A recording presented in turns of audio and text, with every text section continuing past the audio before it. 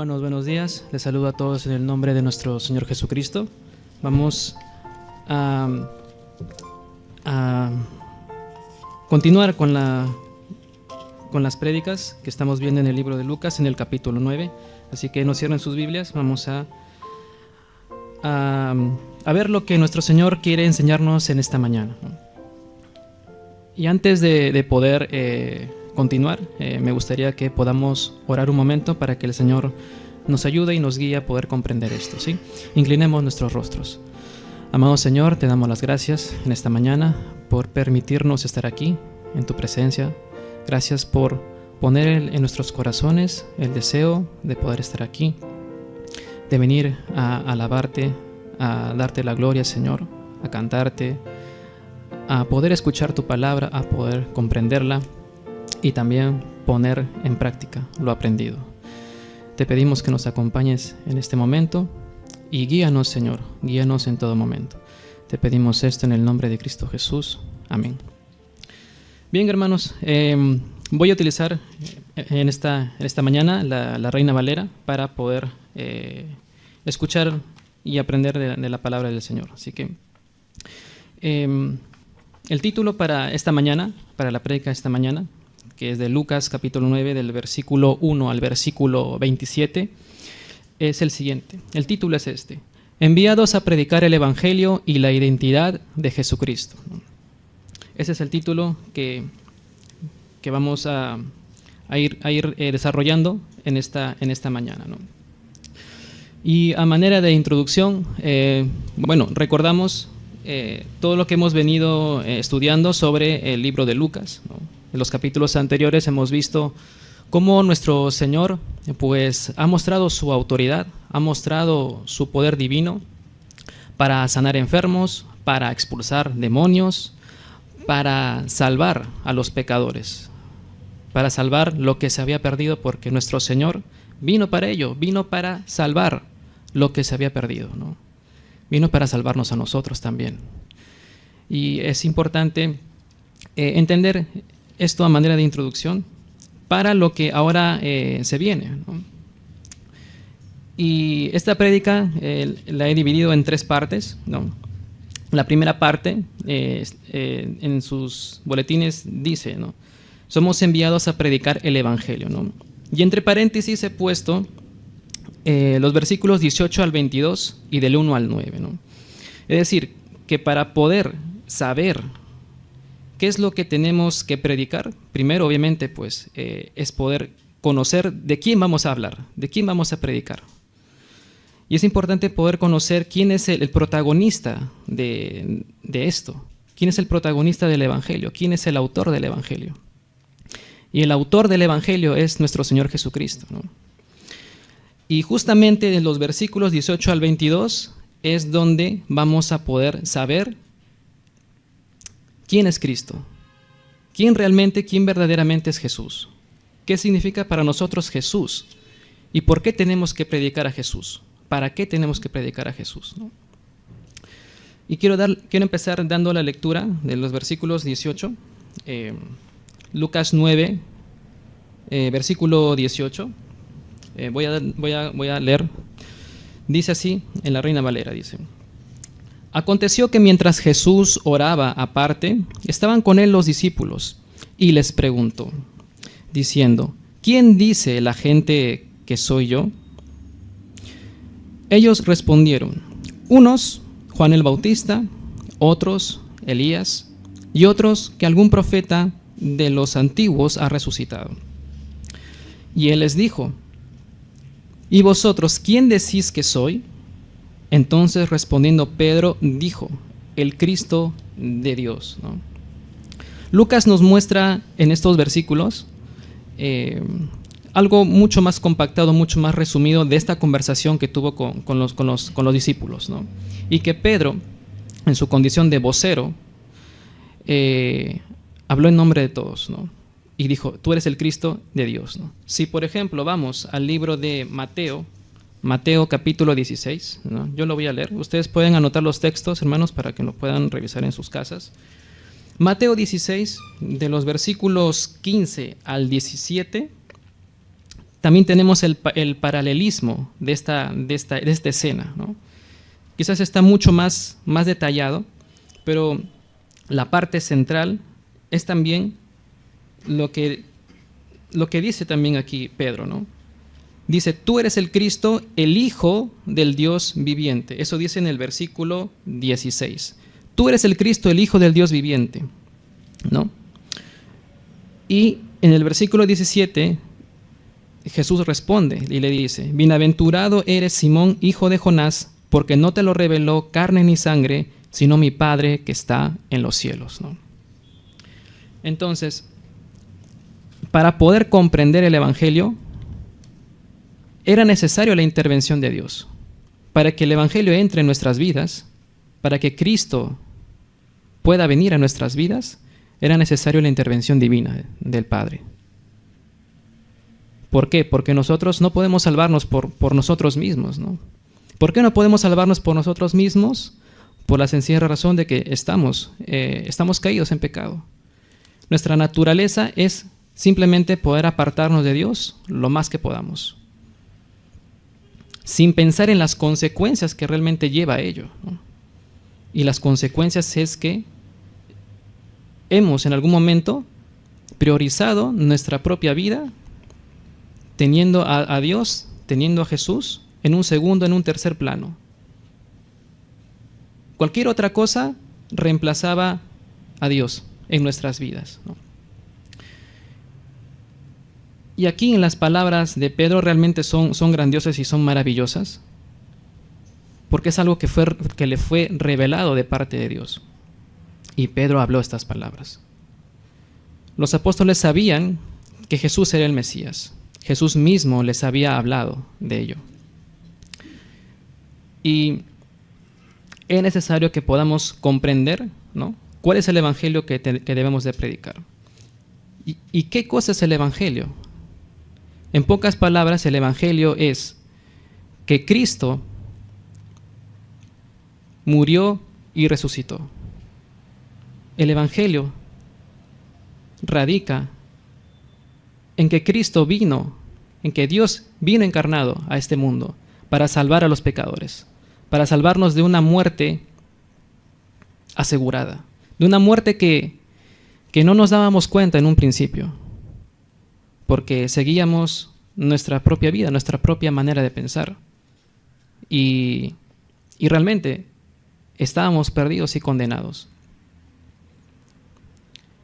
Entonces Cristo vino para poder salvar a nosotros, que éramos viles pecadores, miserables, que no podíamos hacer nada para poder reconciliarnos con Dios, ¿no?, porque estábamos en deuda con Dios. Y es necesario recordar esto, porque esto es lo que tenemos nosotros que también anunciar y también predicar, ¿no?, lo que Cristo ha hecho por nosotros.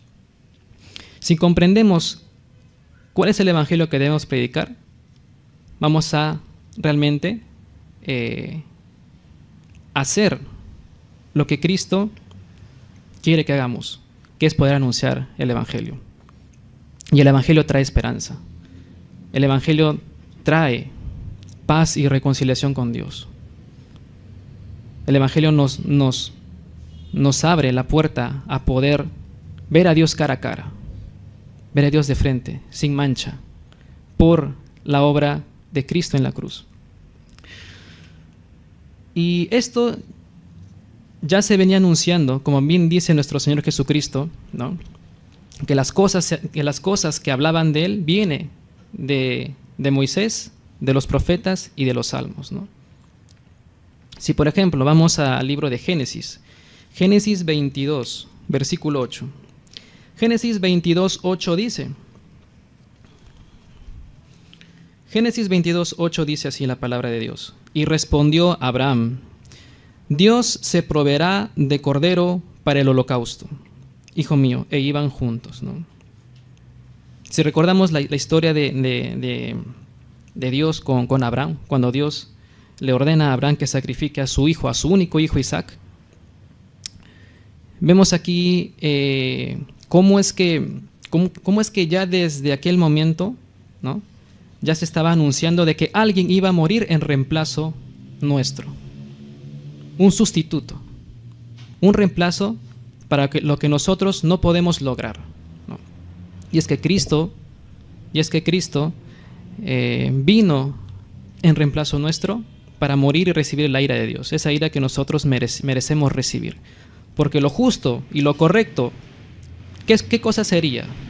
Que todos estemos en condenación, porque todos hemos pecado contra Dios, ¿no? Esa es una verdad irrefutable. La misma palabra lo dice, que la paga del pecado es la muerte. Y es importante entender y hacer entender de que en algún momento hemos cometido un pecado, en algún momento de nuestras vidas, sea voluntario o no voluntario, podemos pecar. Y aquellos que no conocen a Cristo, pues no pueden comprender muy bien qué cosa es el pecado, lo dañino que es el pecado para la vida misma, pero también cómo es que realmente esto ofende a Dios, cómo ofende la santidad de Dios. Y eso, pues, el mundo y la sociedad no lo comprende, no lo quiere comprender, porque su corazón está endurecido, está entenebrecido, se han descarriado. Y el Evangelio nos revela que Jesucristo es el Hijo de Dios, el Salvador del mundo, ¿no? Y ya desde el Génesis habíamos visto esto, ¿no? Y también me gustaría poder profundizar un poco más en el libro de Primera de Corintios, capítulo 15. Primera de Corintios, capítulo 15, versículos del 1 al 5. Quiero dar la lectura. Primera de Corintios, capítulo 15, de los versículos del 1 al 5. El apóstol Pablo, en estos versículos, nos va a hacer recordar, y él va a escribir realmente lo que él comprendió del Evangelio, el Evangelio que él recibió. Y él dice aquí, Primera de Corintios capítulo 15, versículos del 1 al 5, dice: Además os declaro, hermanos, el Evangelio que os he predicado, el cual también recibisteis, en el cual también perseveráis, por el cual asimismo, si retenéis la palabra que os he predicado, sois salvos, si no creísteis en vano. Porque primeramente os he enseñado lo que asimismo recibí, que Cristo murió por nuestros pecados conforme a las Escrituras, ¿no? Y que fue sepultado y que resucitó al tercer día conforme a las Escrituras, y que apareció a Cefas y después a los 12, ¿no? Las palabras del apóstol Pablo aquí son interesantes porque nos mencionan primero que Cristo murió por nuestros pecados conforme a las Escrituras, conforme a lo que se había anunciado de él desde el Antiguo Testamento. Y después dice que fue sepultado y que resucitó al tercer día conforme a las Escrituras, ¿no? Y es aquí donde realmente está la prueba irrefutable de que todo lo que Cristo había padecido, toda su muerte y su sacrificio y su resurrección estaba anunciado desde el Antiguo Testamento. Y prueba de ello está en el libro de Isaías, Isaías 53. Isaías 53, de los versículos 4 al 6, sí, quiero que leamos Isaías 53 del 4 al 6. Dice así: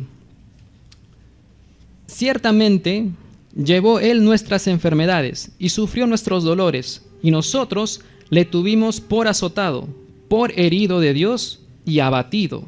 Mas el herido fue por nuestras rebeliones, molido por nuestros pecados. El castigo de nuestra paz fue sobre él, y por su llaga fuimos nosotros curados, ¿no? Dice también, todos nosotros nos descarriamos como ovejas, cada cual se apartó por su camino, mas Jehová cargó en él el pecado de todos nosotros, ¿no? Es muy importante poder siempre mencionar todas estas cosas, ¿no? Mencionar quién es Cristo, cuál es la identidad de Cristo, por qué debemos de creer en Cristo? Y mencionar este pasaje de Isaías, para poder entender y hacer comprender del amor que tuvo Dios para poder recibir todo lo que pudo, todo lo que debía de recibir para salvar de nuestros pecados, ¿no? Porque ciertamente, podemos recordar y podemos imaginarnos, ¿no? Aquel momento donde el Señor estaba derramando su sangre. O sea, cada gota de su sangre derramada estaba haciendo lo que el Padre le había encomendado hacer, ¿no? Y para lo que vino a hacer. Podemos imaginarnos eso. Pero los apóstoles, los discípulos, ellos vieron con sus propios ojos toda esa escena de cómo el Señor fue llevado, fue apresado, fue ninguneado, fue escupido,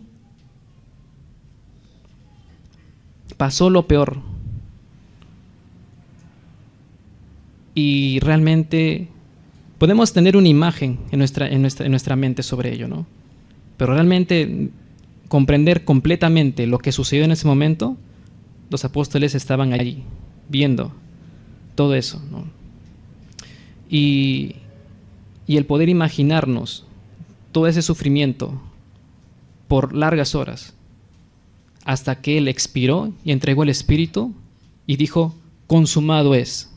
La deuda ya ha sido pagada. Ahora ya podemos ir al Padre por medio de Jesús. Ya podemos entrar al lugar santísimo para hablar con el Padre e ir y buscar a Dios a través de lo que Cristo ha hecho.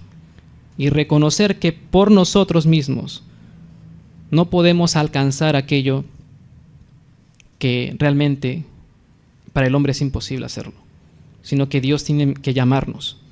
Y hemos sido llamados y enviados a predicar eso que ya nos fue revelado a nosotros. Si volvemos al libro de Lucas, nuevamente Lucas 9, continuando ya con la lectura de Lucas 9, del 21 al 22 dice: pero él les mandó que a nadie dijesen esto, encargándoselo rigurosamente y diciendo: es necesario que el Hijo del Hombre padezca muchas cosas y sea desechado por los ancianos, por los principales sacerdotes y por los escribas, y que sea muerto y resucite al tercer día.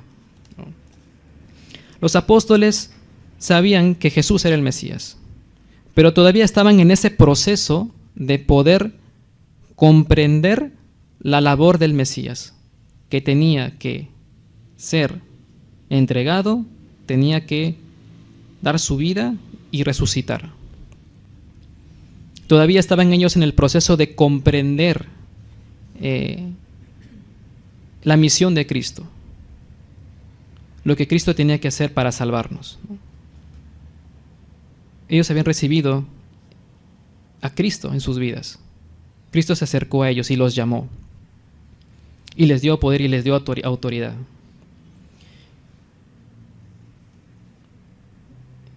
También quiero leer el Salmo 16, del versículo 10. Salmo 16, versículo 10 dice: porque no dejarás mi alma en el Seol, ni permitirás que tu santo vea corrupción, ¿no? Este salmo nos muestra cómo fue anunciado desde aquel tiempo la resurrección de Cristo. ¿Cómo es que el salmista proféticamente anunció esto de Cristo? De que el Cristo tenía que ser levantado por Dios, tenía que resucitar. Y Jesucristo, nuestro Señor, tiene la autoridad para poner su vida en sacrificio y para volverla a tomar. Porque Él es perfecto. Porque Él fue bueno. Completamente, perfectamente. Y cómo realmente Cristo les dice, yo voy a resucitar. Yo lo voy a hacer. Tengo la autoridad y el poder para hacerlo, para dar mi vida por ustedes y para volverla a tomar por ustedes. Y cómo de esta forma es que Él es nuestro Señor. Y esto también lo menciona el Salmo 110. Salmo 110, versículo 1. Salmo 110, 1. Lo que dice el salmista, lo que dice David. Es muy interesante, dice, Salmo 110, 1. Jehová da dominio al rey, dice aquí en la Reina Valera, Salmo de David, dice. Versículo 1. Jehová dijo a mi Señor, siéntate a mi diestra hasta que ponga a tus enemigos por estrado de tus pies.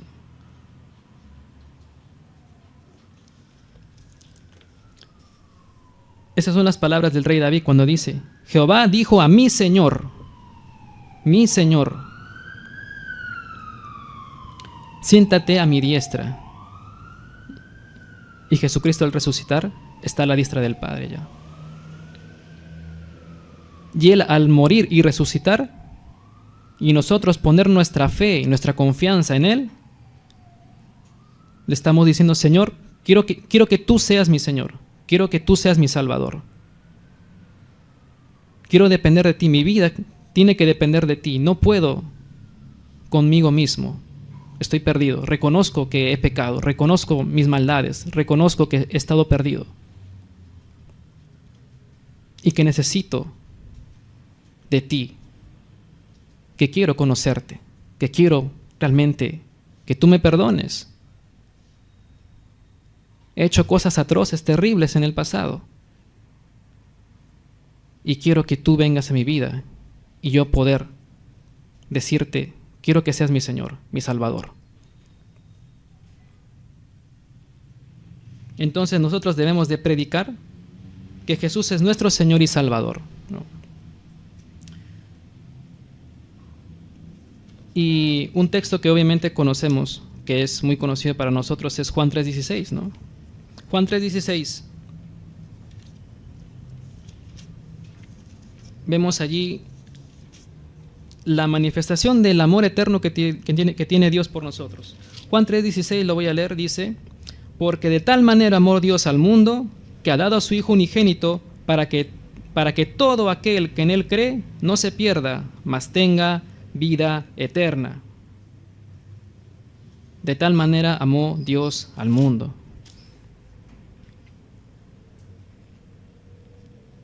Y es poder llevar la esperanza de una vida eterna a aquellos que están perdidos.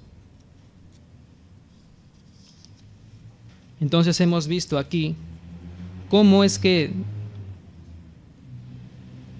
debemos de poder llevar, o mejor dicho, debemos de conocer primero qué cosa es el Evangelio, en quién hemos creído, cuál es la identidad de Cristo, lo que significa para nosotros Cristo, y decir que Cristo murió y resucitó y que hay esperanza de vida, porque Él ha superado, Él ha vencido a la muerte y Él tiene toda la autoridad por encima de todas las cosas. Ese es el mensaje que nosotros tenemos que llevar. Primero entenderlo, recordarlo si es que ya lo sabemos y poder estar listos para poder llevarlo. Y continuando en el libro de Lucas, una vez ya teniendo este contexto, volviendo al libro de Lucas, en el capítulo 9 vamos a ver ahora los primeros 9 versículos. Los primeros 9 versículos, aquí en la Reina Valera dice, misión de los 12 discípulos, ¿no? Versículo 1 dice, habiendo reunido a sus 12 discípulos, les dio poder y autoridad sobre todos los demonios y para sanar enfermedades, y los envió a predicar el reino de Dios y a sanar a los enfermos. Jesús está encomendándoles aquí, está enviando a sus 12 discípulos a una misión, pero esta es una misión muy a corto plazo, ¿no? Es una misión específica para ellos, porque posteriormente vamos a ver cómo es que van a volver y a contar lo que han hecho, según lo que el Señor les va a indicar aquí en estos primeros versículos, ¿no? Lo primero que podemos detallar aquí, lo que podemos ver aquí en el versículo 1 es que ellos reciben poder y autoridad y los envió a predicar el reino de Dios y a sanar a los enfermos, ¿no? Como dije, esto era una obra específica para ellos, ¿no? Pero también recae en nosotros el poder anunciar esto, anunciar el reino de Dios. Los apóstoles tenían este poder para sanar enfermedades, ¿no? Hoy en día no es muy común observar esto, no es común observar esto, ¿no? El poder para expulsar demonios, ¿no? Y para sanar enfermedades, ¿no? No es algo común que se pueda ver. Sin embargo, si lo llevamos a nuestro contexto, tenemos que nosotros poder ayudar a los necesitados, a los que están padeciendo enfermedades. Eso es lo que nosotros sí podemos hacer. Brindar nuestro apoyo. Ayudar a quienes están necesitados. Y justamente poder llevar esto a aquellos que no conocen a Cristo, a aquellos que están enfermos. Y poder brindarles algún tipo de apoyo. Primero, anunciándoles la palabra de Dios, predicándoles del reino de Dios, predicándoles el Evangelio y poder entender también cómo está su situación de ellos, ¿no? O sea, mostrar empatía, comprender por qué están en esa situación, ¿no? Y saber escuchar. Es muy importante el poder saber escuchar, porque cuando uno escucha los problemas y las necesidades de los demás, simplemente con el hecho de escuchar, ya uno está generando confianza. Ya uno está generando que uno realmente se está interesando por esa persona que está en problemas y en dificultades y que no conoce a Cristo. Ya sea un familiar, ya sea un conocido, una conocida, una amistad o hasta un desconocido en la calle. Entonces, es muy importante el poder escuchar primero. Entender y mostrar empatía. Y ahí es donde podemos tratar de brindar algún tipo de apoyo. Pero lo principal es poder anunciar el Evangelio a aquella persona. Y esto es muy importante porque el Señor en el libro de Mateo capítulo 25, de los versículos 35 al 36, nos dice lo siguiente, ¿no? Mateo 25, 35 al 36 dice: porque tuve hambre y me diste de comer, tuve sed y me disteis de beber, fui forastero y me recogisteis, estuve desnudo y me cubristeis, enfermo y me visitasteis, en la cárcel y vinisteis a mí, ¿no? ¿Cuán importante es para nosotros poder comprender las palabras de Jesús? Y es como si realmente estuviéramos sirviendo a Jesús al hacer estas cosas, ¿no? Al hacer esto por el prójimo, al hacer esto por también nuestros hermanos. Cuán importante es que Jesús mencione esas palabras, porque es parte del amor que nosotros debemos llevar, puesto que Dios nos ha dado ese amor y ha cambiado nuestro corazón de piedra, nos ha puesto un corazón de carne. Y ese mismo amor hay que manifestarlo, hay que poder llevarlo, hay que poder demostrarlo. No simplemente lo podamos decir con palabras, sino realmente lo que verdaderamente importa son las acciones. Que no queden en palabras lo que quisiéramos hacer, sino realmente demostrarlo. En el versículo 3 de Lucas 9 dice: y les dijo, no toméis nada para el camino, ni bordón, ni alforja, ni pan, ni dinero, ni llevéis 2 túnicas, ¿no? En pocas palabras, lo que el Señor aquí les está diciendo, ya que esta es una misión muy corta, lleven solamente lo necesario para poder abastecerse, ¿no? Y obviamente esto implica poder depender de Dios y confiar en su providencia, ¿no? Poder confiar en la providencia que Dios está dando, ¿no? O en la providencia que Dios va a dar. Pero puesto que esta es una mención más específica para los apóstoles, Jesús les dice esto a ellos en ese momento, en ese contexto, ¿no? Lleven lo necesario y poder depender de Dios, ¿no? Que nosotros podamos depender de Dios cuando estemos predicando el Evangelio. Depender de Dios, confiar en Dios, en que Dios va a orar conforme a su voluntad. En el versículo 4 vamos a ver, dice aquí: y en cualquier casa donde entréis, quedad allí, y de allí salid.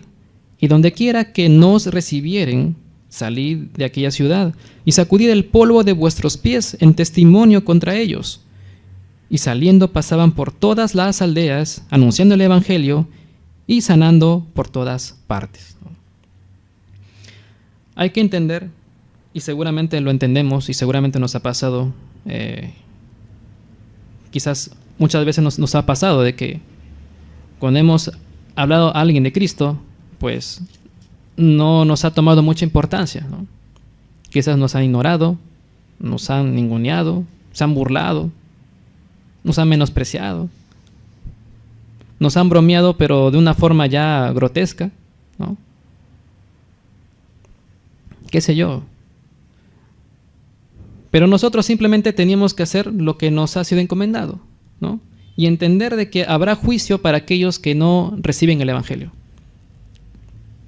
Y el Señor aquí les dice, ¿no? Aquí el Señor les dice y les señala algo. Y donde quiera que nos recibieren, salid de aquella ciudad y sacudid el polvo de vuestros pies en testimonio contra ellos. Sacudid el polvo de vuestros pies, ¿no? Es una forma, es como una señal. Simplemente de decir, bueno, aquí no nos han recibido y va a haber juicio aquí. El Señor les manda hacer una señal en testimonio contra aquellos que no han querido recibirles, que no los han recibido bien, que los han rechazado, muy posiblemente. No nos dice cómo quizás haya ocurrido algo, ¿no? Pero aseguro que en algún momento no los van a recibir, ¿no? Así como a nosotros. No a todos les vamos a caer bien, no a todos les vamos a simpatizar. Y bueno, esa es una realidad, ¿no? No podemos hacer nada contra eso. Pero es importante poder entender esto, ¿no? Que ya la responsabilidad no recae en nosotros. Y no debemos ponernos o sentirnos culpables de que nos hayan rechazado, ¿no? O decir, pucha, por mi culpa, ahora esta persona me odia. Por mi culpa, ahora esta persona me ningunea. Por mi culpa, ya he perdido esta amistad, ¿no? O qué sé yo. O por mi culpa, ya he perdido el trabajo. O mis compañeros de estudios, pues ahora ya me hacen bullying. No sé. Diversos tipos de situaciones que nos puede incluso hasta sentirnos culpables, ¿no? Y decir, pucha, si no le hubiera predicado a esta persona, seguiría siendo mi amigo, mi amiga, ¿no? Seguiría estando en el trabajo, ¿no? Y no debemos de verlo de esa forma, sino que realmente hemos hecho y hemos obedecido lo que Dios nos ha encomendado hacer. Y es muy importante entender que la responsabilidad ya no cae en nosotros, sino en aquellos que no han querido aceptar la palabra de Dios, ¿no? Bien, continuando del versículo 7 al 9, dice aquí, ¿no? Herodes el tetrarca oyó de todas las cosas que hacía Jesús y estaba perplejo, porque decían algunos, Juan ha resucitado de los muertos, otros, Elías ha aparecido, y otros, algún profeta de los antiguos ha resucitado. Y dijo Herodes, a Juan yo lo hice decapitar. ¿Quién pues es este de quien oigo tales cosas? Y procuraba verle.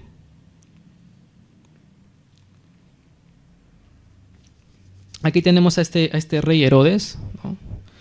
Que obviamente había escuchado ya la fama de Jesús, ¿no? había escuchado que Jesús sanaba enfermos, expulsaba demonios. Y aquí nos menciona de que él estaba perplejo, estaba sorprendido, no podía comprender de qué se trataba esto.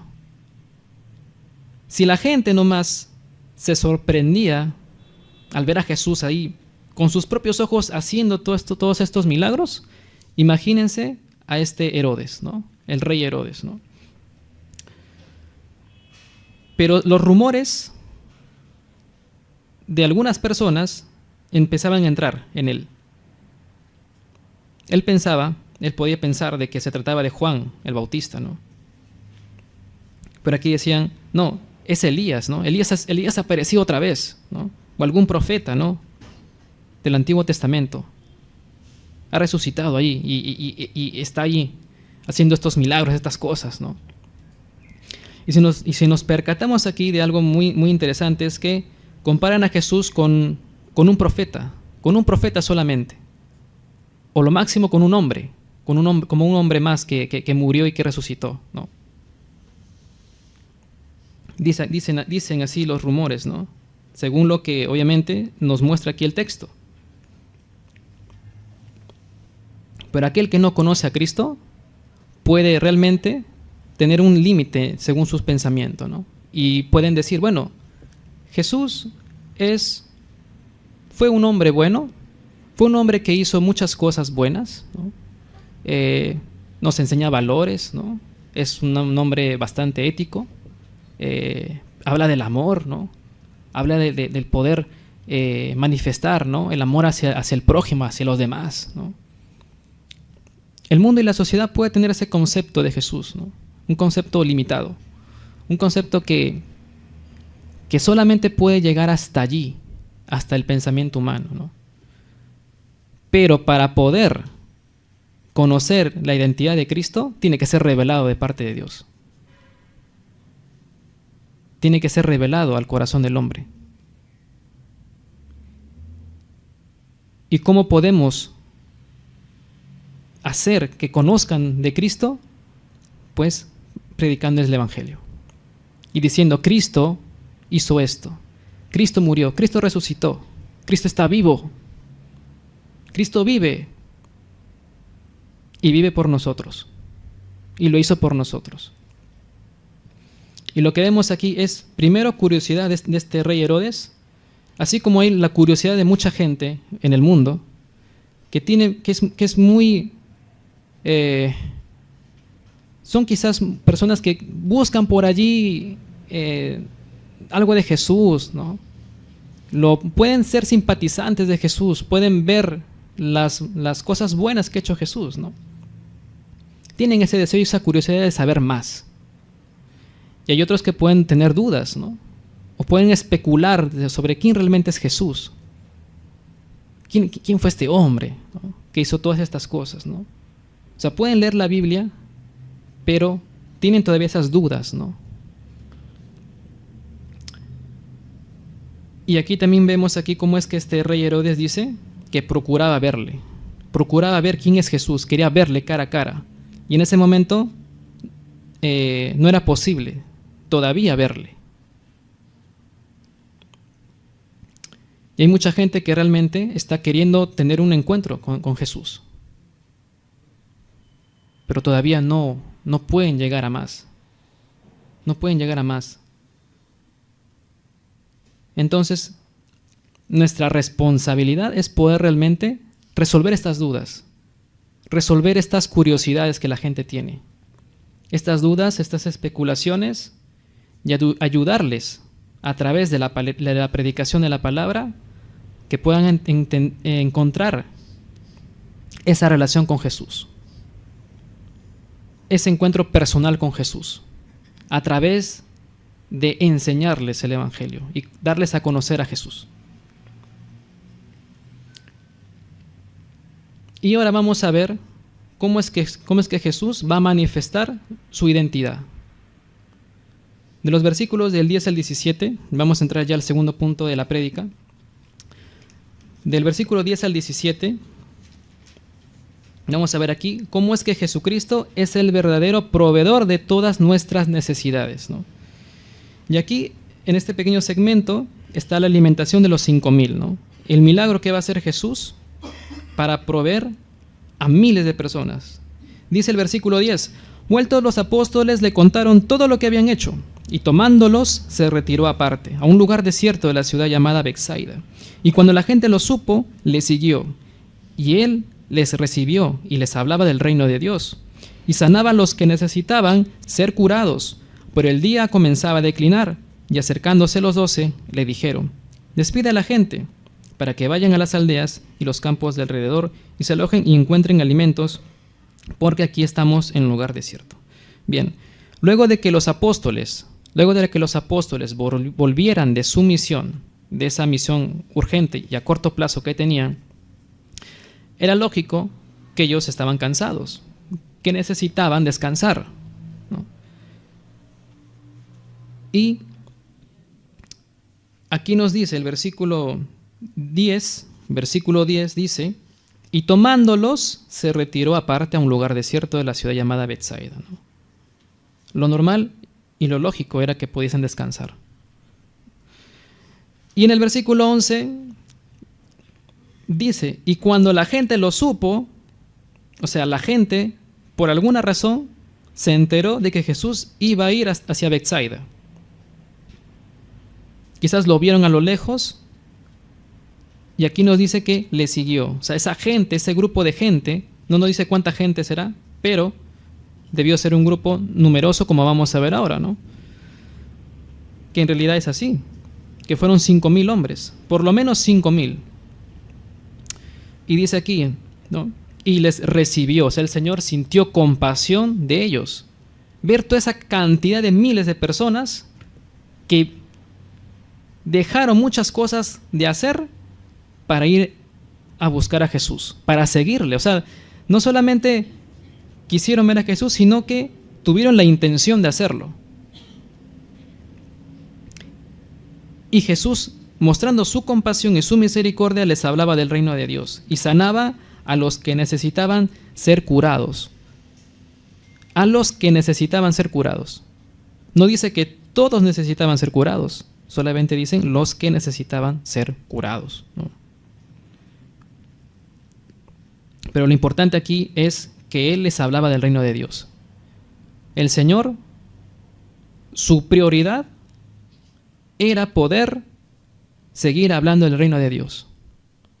Sea de día, sea de noche, el Señor lo quería hacer. Y luego continúa aquí ya en el versículo 13, ¿no? Él les dijo, dadles vosotros a comer. Y dijeron ellos, no tenemos más que 5 panes y 2 pescados, a no ser que vayamos nosotros a comprar alimentos para toda esta multitud. Y eran como 5,000 hombres, ¿no? Dice el 14, ¿no?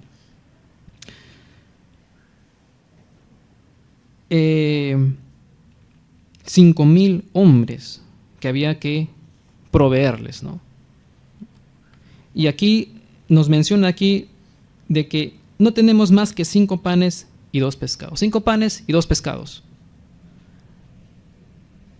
¿Para cuántas personas podría alcanzar 5 panes y 2 pescados?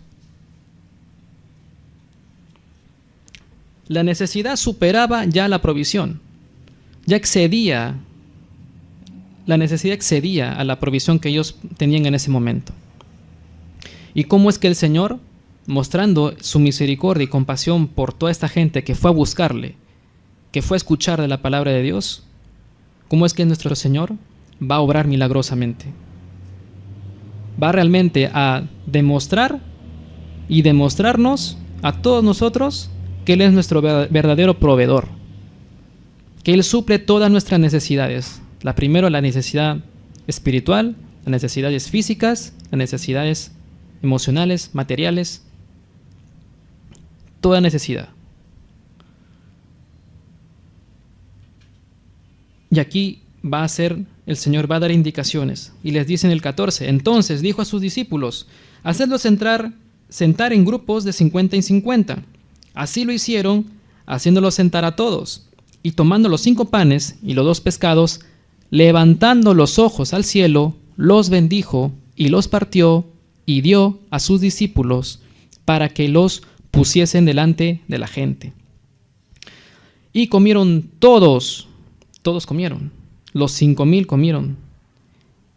Y no solamente comieron todos, sino que se saciaron y recogieron lo que les sobró, 12 cestas de pedazos, ¿no?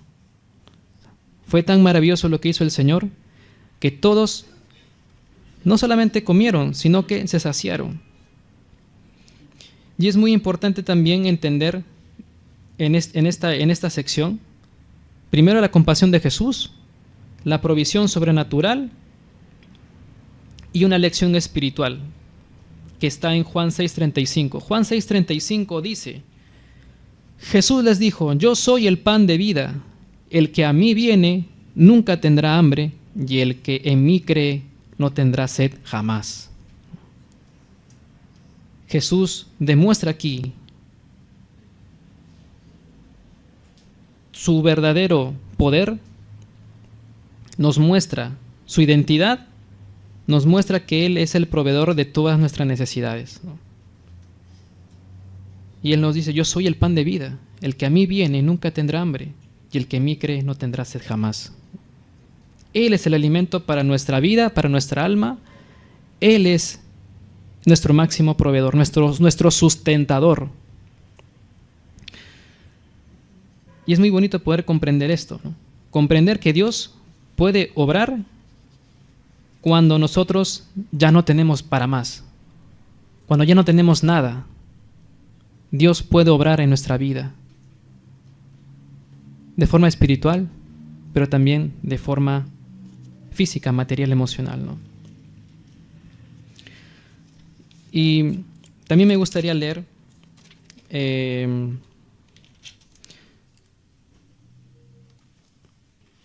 déjame ver dónde está. Ya. Mateo 6. Mateo 6 dice, Mateo 6 en el versículo ¿dónde está? Sí, versículo 31, ¿no? Versículo 31 al 33. Mateo 6 del 31 al 33. Dice: no os afanéis pues diciendo qué comeremos o qué beberemos o qué vestiremos, porque los gentiles buscan todas estas cosas, pero vuestro Padre Celestial sabe que tenéis necesidad de todas estas cosas. Mas buscad primeramente el reino de Dios y su justicia, y todas estas cosas os serán añadidas, ¿no? Todos podemos estar afanosos y estar preocupados por lo que necesitamos, por las provisiones del día a día, ¿no? Podemos estar realmente angustiados incluso, ¿no? Aquellos que no conocen a Cristo también están angustiados. Pueden también tener incluso una mayor angustia, una mayor preocupación, ¿no? Pero ¿qué es lo que dice aquí el Señor? Mas buscad primeramente el reino de Dios y su justicia, y todas estas cosas os serán añadidas, ¿no? El Señor va a ser el proveedor, según su voluntad, de poder sustentar la vida de todos nosotros y de aquellos, obviamente, de que no conocen a Cristo. Y vamos a entrar ya al punto 3 de la prédica, ya es la parte final de la prédica, de los versículos 23 al 27. Lucas 9, 23 al 27. Y aquí el título dice: una lección de vida o muerte para los que escuchan el evangelio predicado. Una elección de vida o muerte para los que escuchan el evangelio predicado, dice. Versículo 23 dice: y decía a todos: si alguno quiere venir en pos de mí, niéguese a sí mismo, tome su cruz cada día y sígame. Aquí vemos cómo Jesús nos dice, ¿no? Si tú quieres seguirme, si tú quieres venir en pos de mí, tienes que negarte a ti mismo. Tienes que renunciar a tus propias ambiciones, a tus propios deseos, a todas las comodidades que tú puedes tener y que tú lo ves como una prioridad máxima en tu vida, ¿no? Y poder seguirle a Él. ¿Cuál realmente es la prioridad? ¿O cuál tiene que ser la prioridad, ¿no? La máxima prioridad es buscar a Dios, es conocer a Dios más, seguir a Dios más que las demás cosas, más que tus estudios, más que tu trabajo, más que tu familia, más que tus padres, más que cualquier otra cosa. ¿Cuál tiene que ser la verdadera prioridad allí? Dios, Jesús. Y es necesario poder comprender esto. ¿Cuál es el orden? ¿Cuál es el orden que debemos tener, ¿no? Porque si estamos por allí colocando algo por encima de Dios, Dios en algún momento se va a dar cuenta, y ya seguramente se ha dado cuenta. Y te lo va a hacer notar, te lo va a hacer entender. De alguna forma te lo va a hacer entender. Y Dios trata con cada uno de forma particular. Dios es paciente, Dios también es misericordioso. Y a cada uno nos habla y nos trata de forma particular. Y nos va a ayudar a poder entender esto, para poder seguirle a Él, para poder negarnos a nosotros mismos y poder seguirle cada día, ¿no? Porque aquí dice, si alguno quiere venir en pos de mí, niéguese a sí mismo, tome su cruz cada día, o sea, todos los días, y sígame. Y nos va a decir por qué en el 24. En el 24 dice, porque todo el que quiera salvar su vida, la perderá, y todo el que pierda su vida por causa de mí, éste la salvará. Entonces la vida cristiana implica también sacrificar nuestros propios deseos, nuestros propios planes, sin tomar en cuenta a Dios. Eso es lo que piensa el mundo, ¿no? El mundo, por lo general, la sociedad, prioriza mucho su propia vida, el propio yo. Pero aquí el Señor nos dice, ¿no?, de que debemos de sacrificar nuestros propios deseos y alinearnos a su voluntad, alinearnos a lo que Él quiere para nosotros, ¿no? Y esto realmente nos cuesta, ¿no? O sea, nos puede costar mucho, ¿no? Nos puede llegar a costar mucho esto.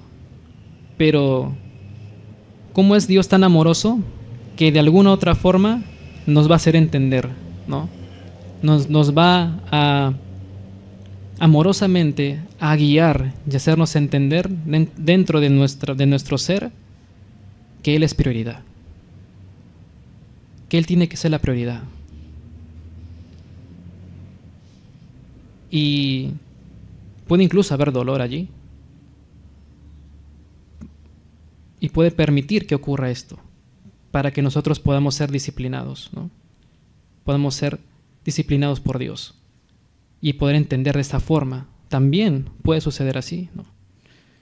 Y poder comprender que cada día tenemos que poder seguir al Señor. En el 25 dice, pues ¿qué aprovecha el hombre? ¿Qué aprovecha el hombre si gana todo el mundo y se destruye o se pierde a sí mismo? Porque el que se avergonzare de mí y de mis palabras, de éste se avergonzará el Hijo del Hombre cuando venga en su gloria y en la del Padre y de sus santos ángeles, ¿no? Pero os digo que en verdad que hay algunos de los que están aquí que no gustarán la muerte hasta que vean el reino de Dios, ¿no?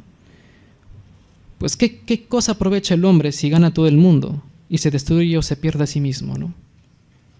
Porque mucha gente realmente se preocupa más por las cosas que tiene, las cosas que quiere lograr, o que le importa más lograr que seguir a Jesús. Si al final todo lo va a perder, ¿no? Cuando se muera todo lo va a perder, ¿no? O sea, es cuestión de tiempo. Y aquel que rechaza a Jesús va a ver al final lo que le puede acontecer por rechazar a Jesús, ¿no? Porque al final todo eso que ha podido lograr durante todos los años de su vida y vivir rechazando a Jesús, al final todo eso va a perecer, ¿no? Porque todo eso se va a acabar y es temporal.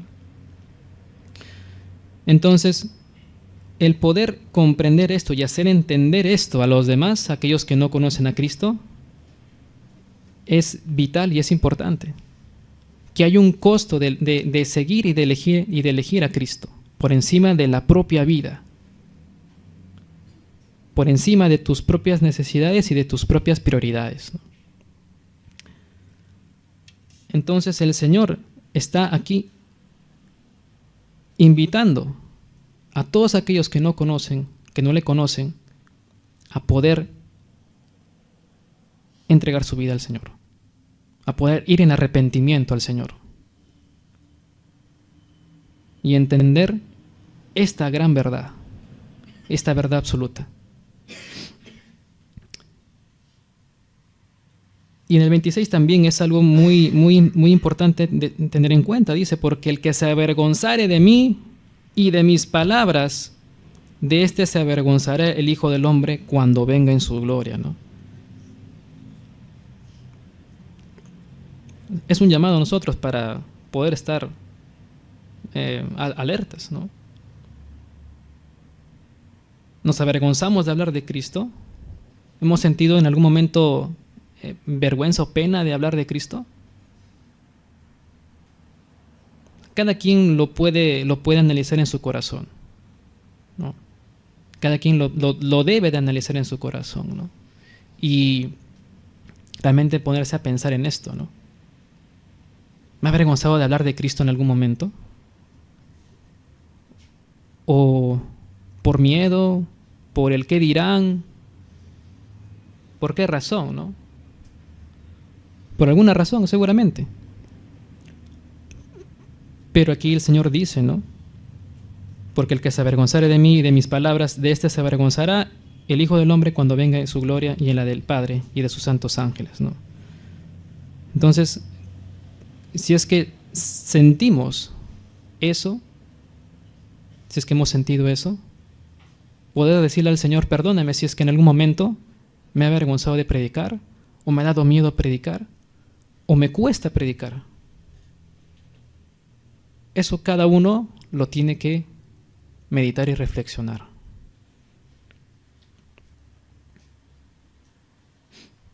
Y es importante esto tener en cuenta, ¿no? Que el Señor pueda ayudarnos a poder seguir anunciando su palabra a los que tengamos cerca y que no conocen al Señor, poder hacerlo, poder entablar una conversación seria, porque esto es debido a muerte. No sabemos hasta cuándo aquella persona que no conoce a Cristo va a seguir con vida. La vida es fugaz, ¿no? Y es necesario hablar seriamente de esto y tomarlo en serio, como discípulos de Cristo y seguidores de Jesús, como hermanos que somos, poder tomar esto en serio y seguir adelante haciendo esto, porque es de cada día, de todos los días, poder tener este hábito de poder predicar el Evangelio, ¿no? De poder anunciar el Evangelio. Que Dios bendiga su palabra, hermanos, en esta mañana.